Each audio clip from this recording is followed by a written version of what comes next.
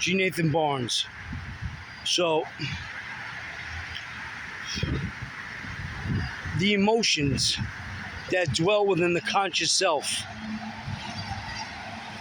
whether it be fear, love, hate, pleasure, pain, whatever may have you, these forces are independent of anything physical. These forces that dwell within the conscious self are the same forces that dwell within the supreme intelligence that we call Almighty God.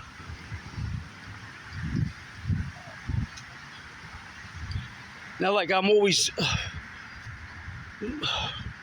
stating, since we are micro versions of this supreme intelligence, these forces dwell within us as well.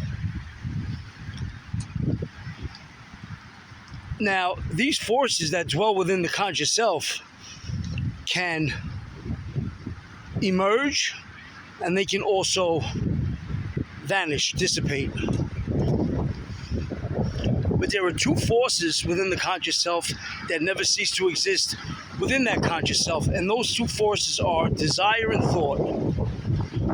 We never cease to desire, and we never cease to think. Well, most of us.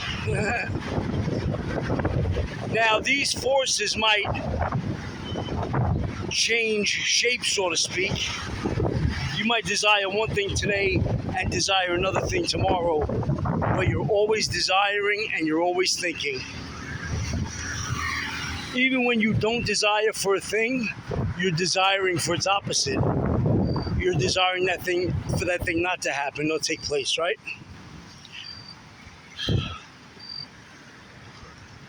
That is what we are fundamentally.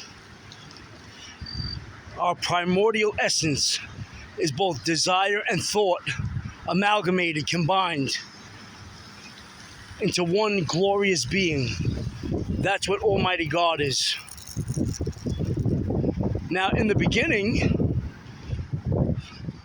this grand intelligence was not aware of its own existence. God did not know that God was. You see, God was birthed from the darkness, just like us. God was the first light. Desire, the sacred feminine. And as this force of desire began to grow, like desire does, it birthed its first creation. You know what that first creation was? Thought. You know what that first thought was? I exist. I live. I am. I am. God knew that God was. So again, when desire and thought became intertwined, interconnected,